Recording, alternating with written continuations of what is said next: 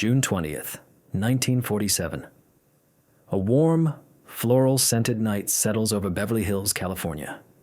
The heavy perfume of night-blooming jasmine hangs in the air along North Linden Drive, a street of sprawling Spanish-style mansions and meticulously manicured lawns. Inside number 810, the curtains are drawn, but a soft, golden light spills from the living room, painting a faint rectangle on the dark, damp grass outside. From the street, the house looks quiet, another monument to Hollywood wealth asleep under the stars. But it is not asleep, and it is being watched.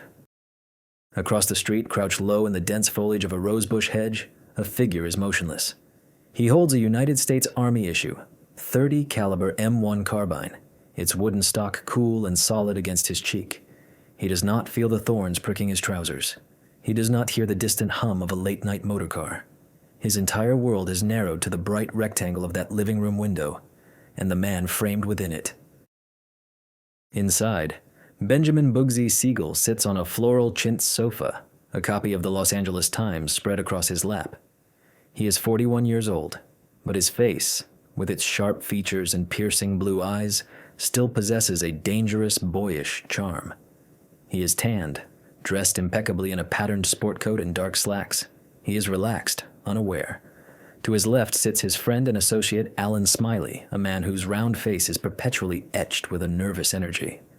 The only sounds in the room are the rustle of newspaper and the soft murmur of their conversation. The scent of Siegel's cologne mixes with the aroma of the cut flowers arranged on a nearby table. You can almost feel the static charge in the air, the sense of a moment stretched to its breaking point. Siegel shifts on the sofa, leaning closer to the lamp to read the fine print. His head moves into perfect alignment with the window pane. He's talking about business, about the Flamingo, his magnificent money-bleeding palace in the Nevada desert. He's talking about the future, a future he believes is finally turning profitable after a disastrous opening 6 months prior. He believes the $6 million he bled from his partners in the National Crime Syndicate is finally about to pay off. He believes he is safe. He is wrong. Outside, the watcher adjusts his aim. The metal of the carbine's sight is cold. He does not rush. He has been waiting for this exact moment. He exhales slowly, his finger tightening on the trigger. The first shot is a deafening crack that shatters the night's tranquility. It punches through the window, sending a spiderweb of cracks across the glass before it finds its target. The .30 caliber steel-jacketed bullet strikes Benjamin Siegel on the right side of his face, just below his eye. The force is immense, catastrophic. It travels through his skull, blows his left eye out of its socket, and exits through the back of his head, embedding itself in the plaster of the far wall. Alan Smiley freezes, his mind unable to process the explosion of violence. Before the echo of the first shot is faded, a second rips through the window, then a third, and a fourth. A fusillade of 9 rounds tears through the room in less than 3 seconds. Bullets rip through the sofa, pulverize a marble statue of Bacchus on the piano, and shatter a mirror, sending 1,000 glittering fragments across the expensive carpet. One bullet strikes Siegel in the chest, another tears through his neck. He is thrown backward against the cushions, his body a lifeless ruin. The newspaper flutters from his lap and lands softly on the blood-soaked floor. Smiley dives to the ground, crawling behind the sofa, his ears ringing. He hears the frantic footsteps of the housekeeper, and then, from outside, only silence. The watcher is gone, melting back into the fragrant Beverly Hills darkness. The M1 carbine is left behind in the bushes, its work complete. In the sudden, terrible quiet of the room, all that remains is the smell of cordite and the slow, steady drip of blood onto the polished hardwood floor. Benjamin Siegel, the man who dreamed of a kingdom in the desert, the visionary gangster who built Las Vegas, is dead. His reign as the self-proclaimed king is over, ended not with a bang, but with a series of precise, professionally delivered cracks in the warm California night. For a full minute, Alan Smiley remains frozen on the floor, the rough texture of the oriental rug pressing into his cheek. The coppery scent of blood is overpowering, a thick metallic fog that chokes the air. His heart hammers against his ribs, a frantic drumbeat in the sudden profound silence. Slowly, cautiously, he lifts his head. The sight that greets him is a grotesque tableau. Benjamin Siegel is slumped on the sofa, his head tilted at an unnatural angle. One of his famous piercing blue eyes is gone, a dark, gaping void in its place. The other, impossibly, has been ejected from his skull by the hydrostatic shock of the bullet, and now lies on the floor several feet away, a glassy, vacant orb staring up at the ceiling. A wave of nausea and terror washes over Smiley. He scrambles backward on all fours, away from the body, away from the shattered window, his mind screaming. He knows who is responsible. Not the man who pulled the trigger, perhaps, but the men who gave the order. Meyer Lansky, Frank Costello, Lucky Luciano, the Board of Directors of Murder, Incorporated, the men whose money Siegel had so casually burned in the Nevada desert. He knows that speaking of this to anyone is a death sentence. His trembling hands find the telephone on an end table. He fumbles with the heavy black receiver, his fingers slick with sweat. He does not call the police. He calls the front desk of the Flamingo Hotel in Las Vegas, more than 250 miles away. When the operator answers, Smiley's voice is a strangled whisper. "There has been a terrible accident," he manages to say, the words catching in his throat. Within 15 minutes, the quiet of North Linden Drive is shattered again, this time by the rising wail of sirens. The first black and white patrol car from the Beverly Hills Police Department screeches to a halt, its red gumball light painting frantic, pulsing circles on the pristine white stucco of the mansions. Two uniformed officers, their faces grim, approach the front door, their hands resting on their holstered .38 caliber revolvers. They find the door unlocked. Inside, the scene is far worse than anything they could have imagined. They secure the room, their training kicking in, moving with a practiced caution around the bloodstains and debris. The call goes out. This is not a domestic dispute or a robbery gone wrong.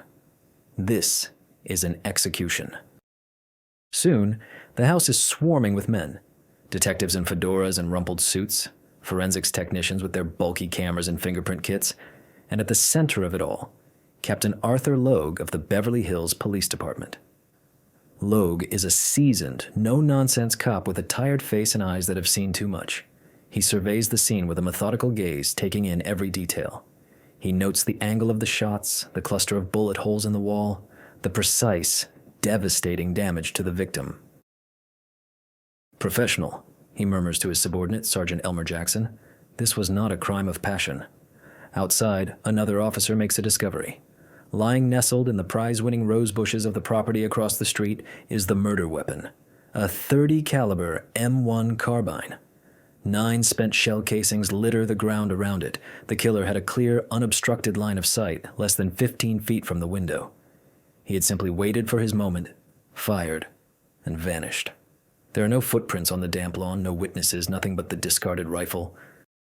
Captain Logue turns his attention to Alan Smiley, who is now sitting in a kitchen chair, wrapped in a blanket, shivering despite the warm night air. Smiley looks pale, his eyes darting nervously around the room. Logue's questions are direct. Who was Siegel with? Who were his enemies? Did he seem worried? Smiley's answers are a masterclass in evasiveness. "We were just talking," he says, his voice barely audible. "Just reading the paper. I did not see anything. I just heard the shots and I hit the floor." He claims to know nothing of Siegel's business dealings, nothing of any threats. He is a wall of frightened, determined silence. Logue knows he is lying. He can see the raw terror in the man's eyes, the deep, primal fear of an organization far more powerful and ruthless than any police department. The code of Omerta has descended upon North Linden Drive. The investigation quickly uncovers that the house does not belong to Siegel. It is the residence of his fiery, independent girlfriend, Virginia Hill. But Virginia is not here. A quick check reveals she boarded a flight to Paris 3 days ago, claiming she and Siegel had a fight. The timing is impossibly convenient.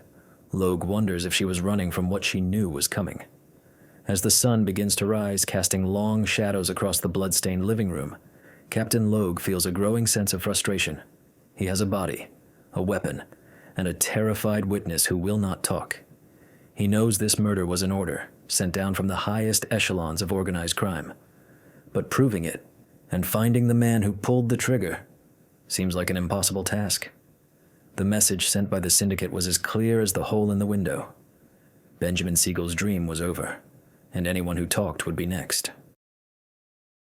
While the police in Beverly Hills were wrapping Benjamin Siegel's body in a white sheet, 3 of his top lieutenants were striding through the opulent lobby of the Flamingo Hotel in Las Vegas. Mo Sedway, Gus Greenbaum, and Morris Rosen entered the casino just after midnight, their faces set like stone. The Flamingo, with its plush pink and red decor, towering palm trees, and air of expensive glamour, was Siegel's kingdom, a $6 million testament to his ambition.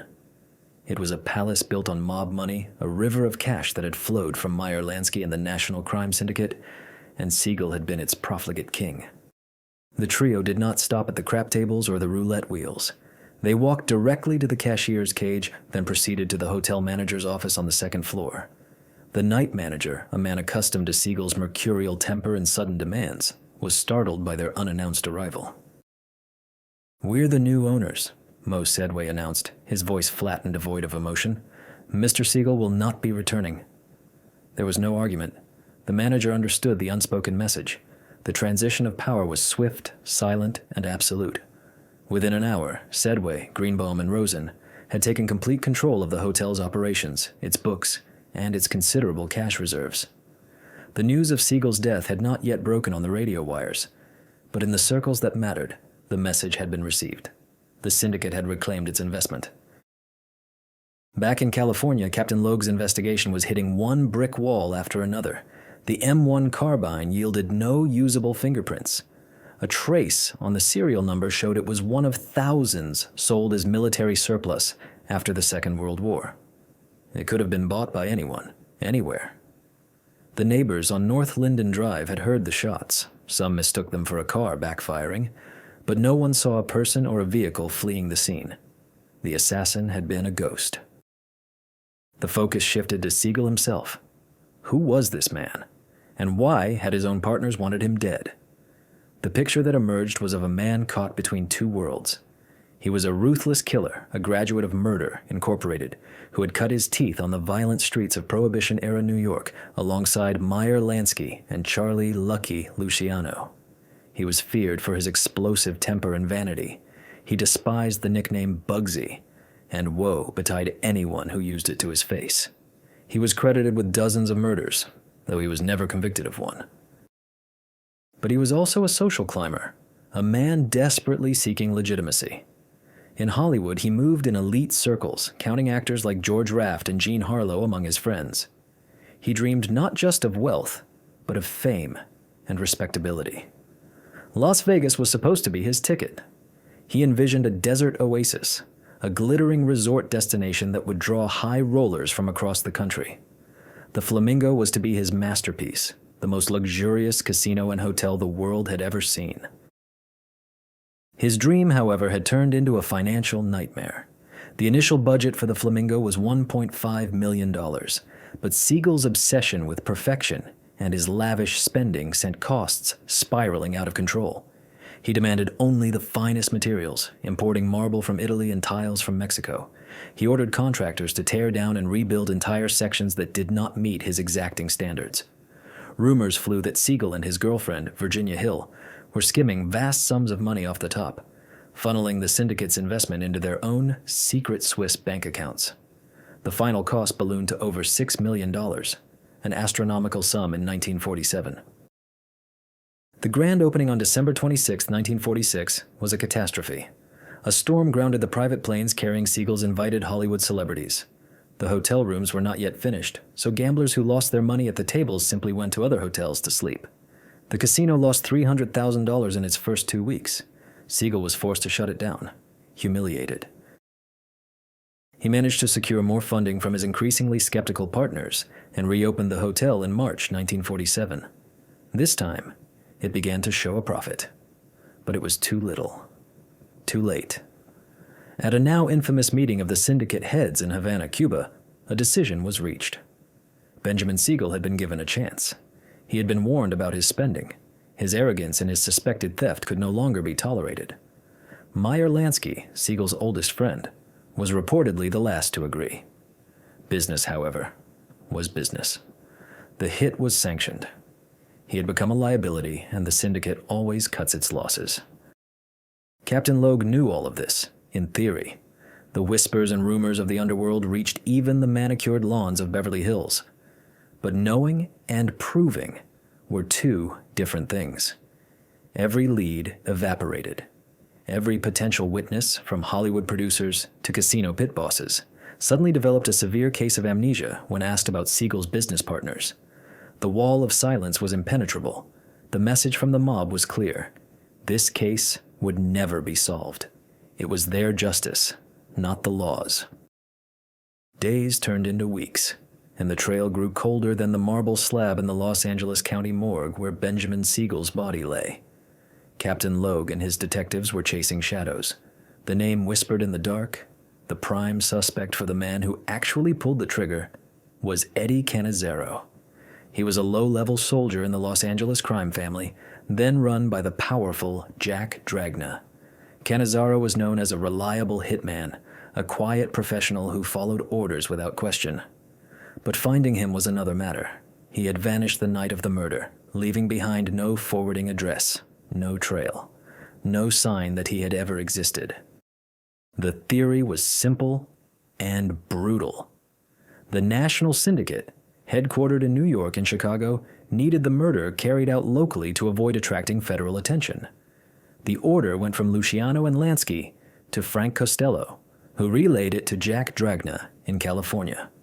Dragna, in turn, assigned the contract to a man he could trust to be efficient and discreet. Cannizzaro fit the bill perfectly. But he was a ghost, a disposable tool now discarded. Logue suspected he was likely at the bottom of the Pacific Ocean, his feet encased in concrete, another loose end tied up by the syndicate. With the triggerman gone, Logue turned his full attention to the one person who might have a motive outside the syndicate's ledger books, Virginia Hill. The fiery, auburn-haired beauty was more than just Siegel's girlfriend. She was a force of nature in her own right. A shrewd, calculating woman with a sharp tongue and an encyclopedic knowledge of the underworld's secrets, she had started as a courier and money launderer for the Chicago outfit. She was known as the Flamingo, a nickname Siegel would later borrow for his hotel, and her connections ran as deep as anyone's. When investigators finally tracked her down in Paris, she played the part of the grieving, shocked girlfriend. She feigned surprise and heartbreak, telling reporters she had flown to Europe to escape a lover's quarrel. But Logue and his men were deeply suspicious of her story. Her sudden departure just 72 hours before the assassination was too convenient. They discovered that Siegel had given her $2 million of the Flamingo's construction money to deposit in Swiss bank accounts. Had she kept it for herself? Was the lover's quarrel a ruse to get her out of the country before the hit she knew was coming? Another, more sinister theory began to form. What if Virginia Hill was not just a witness, but a key player? Investigators learned that her brother, Chick Hill, had been in Las Vegas in the weeks leading up to the murder. He was a known associate of Joe Adonis, a powerful Kappa regime in the Luciano crime family, and one of the men who attended the Havana conference where Siegel's fate was sealed. The police theorized that Chick Hill had acted as a go-between, relaying messages from the syndicate to his sister. The new narrative was chilling. Virginia was the honey trap. Her role was to keep Siegel calm, to ensure he was in a specific place at a specific time. She was to make sure he was sitting on that floral sofa in front of that uncovered window on the night of June 20th. The fight and her flight to Paris were part of the script, designed to give her the perfect alibi. She had lured him to his death. When she was eventually questioned by American authorities upon her return, Virginia Hill was a whirlwind of indignation and denials. She unleashed a torrent of curses and threats, playing the part of the wronged woman to perfection. She admitted to her connections, she admitted to the arguments, but she insisted she knew nothing about a planned murder. There was no concrete evidence to link her to the conspiracy. No letters, no witnesses, nothing but circumstantial timing and the deep-seated gut feeling of every cop on the case. Like Alan Smiley, she was a wall. She knew that the same men who had ordered Siegel's death would not hesitate to order hers if she spoke a single word out of turn. The investigation had reached a dead end. The triggerman was a ghost. The syndicate bosses were untouchable, insulated by layers of power and fear. And the two people closest to Siegel on the night he died, Alan Smiley and Virginia Hill, were locked in a conspiracy of silence, choosing self-preservation over justice. The case of the murder of Benjamin Bugsy Siegel was officially unsolved, destined to become one of the most infamous cold cases in American history. A stark reminder of the reach and ruthlessness of the National Crime Syndicate.